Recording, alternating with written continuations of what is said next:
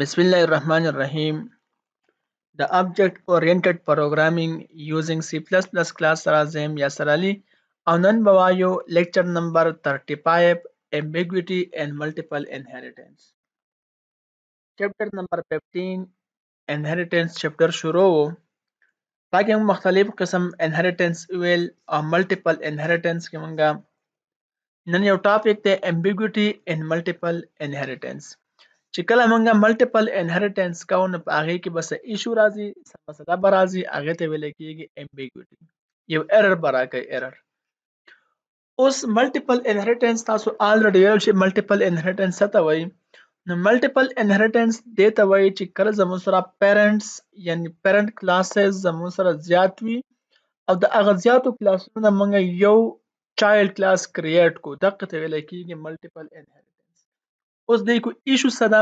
او که تاسو وګورئ نو په جاوا کې ملټیپل انهریټنس جاوا نه سپورټ کوي، دی وجې نه چې امبیګوټي پکې ده نو نه سپورټ کوي. اوس د دې حل شته، خو چونکې په جاوا کې ځکه نه سپورټ کوي چې هلته کې د دې په ځای باندې هلته یوز کېږي سیم همدا کانسپټ دی، هلته کې موږ یوز کوو انټرفیسز.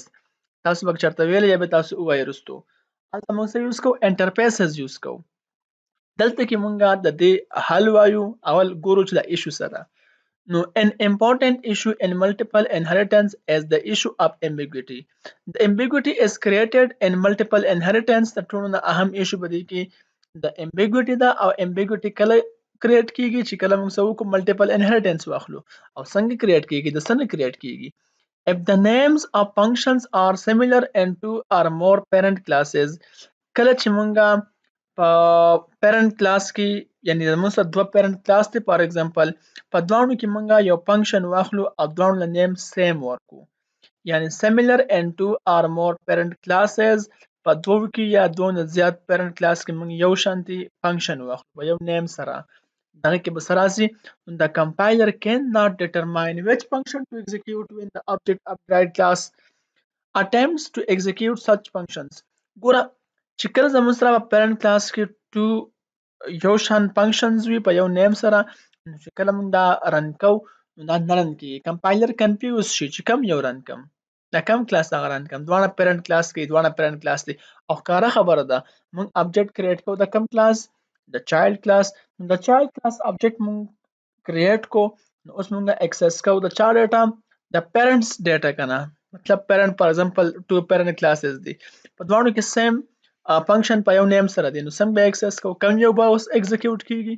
د پیرنټ ا والا که پیرنټ بی والا، فرست که سیکنډ یا تھرد فورث، کوم یو اوس کیږي؟ نو کنفیوژن جوړ شو.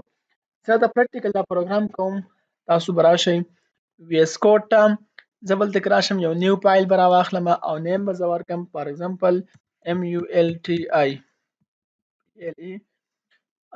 ډاټ سی پی پی، دا مې یو نیم ورکړو. ټیک شو؟ ها دلته به زه ولیکم چې کلاس له فار ایگزامپل ما نیم ورکو ا، څه نیم مې ورکو کلاس له مې نیم دې ځای کې ورکو چې ا، او دلته کې زه اخلم پبلیک دلته زه اخلم یو ممبر فنکشن چې واید شو، نیم مې ورله څه ورکو؟ شو. ښه او دلته کې ما دې شو نوم ورکو، دلته کې زه مسج په سکرین ډسپلی کوم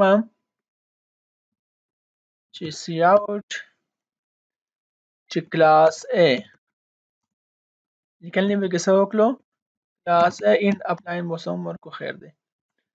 ټیک شو؟ داسې کار ما وکړو. ګورئ کلاس مې واغسته ا نیم مولا ورکو، یا ممبر فنکشن دی کې ما واغسته شو نیم مولا څه ورکو؟ شو. او پای کې ما دا میسج په سکرین ډسپلی کو شي دا شو صحیح دی کلاس ا دی.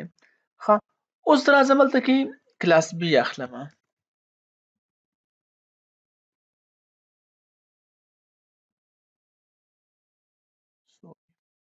ښه کلاس بی مې واغسته او په کلاس بی کې دلته کې زه اخلم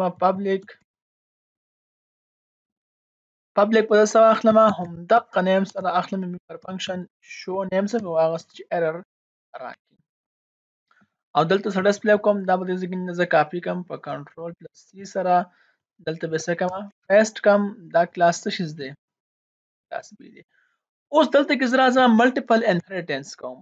نو ملټیپل انهریټنس موږ څنګه کوو د کلاس کیورډ به ولیکو د چایلډ کلاس نیم مواز فار ایگزامپل سی دا زه انهریټ کوم پبلک د چانه د کلاس A نه هم بیا دا زه انهریټ کوم پبلک د کلاس B نه هم.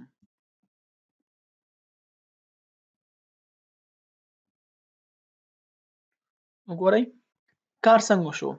کلاس C مې یو نیو کلاس واغست او دا ما انهریټ کو پبلکلی د کلاس A نه هم د کلاس B نه هم.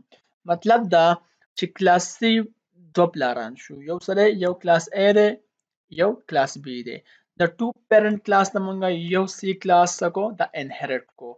او که تاسو وګورئ په دې ځګین کې مونږ ساغست دي کلاس A او کلاس B او که تاسو ممبر فنکشن وګورئ په یو نیم سره دی.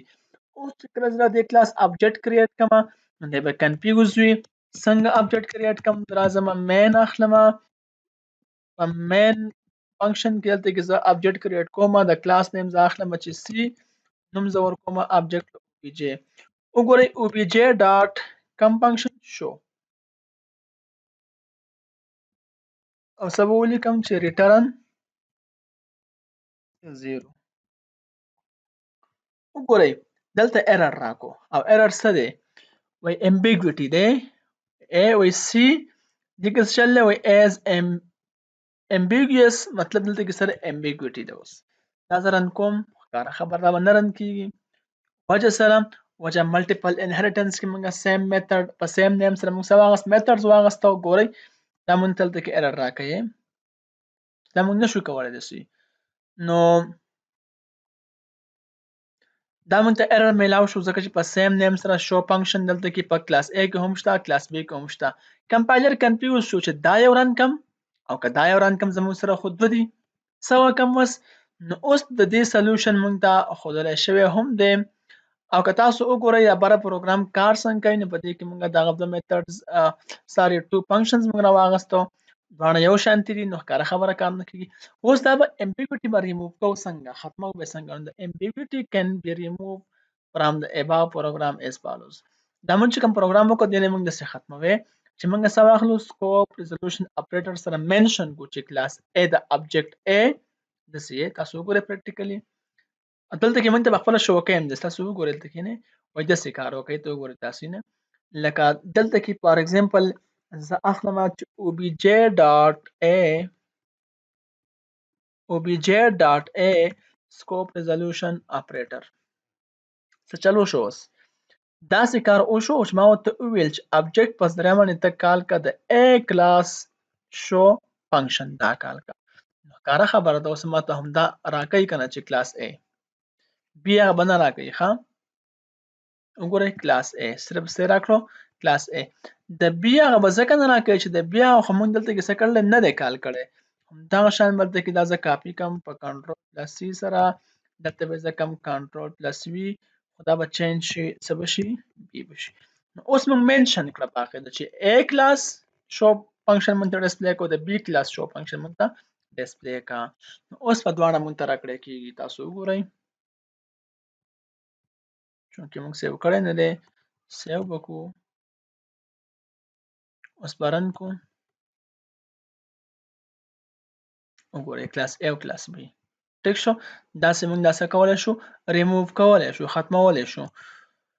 ها په بل طریقه باندې هم دا موږ ختمولای شو چې another way to remove the ambiguity in multiple inheritance is to overload both function in the derived class. تاسو function overloading ویل دی نه موږ overload کو بیا هم دا موږ څه کولای شو ختمولای شو.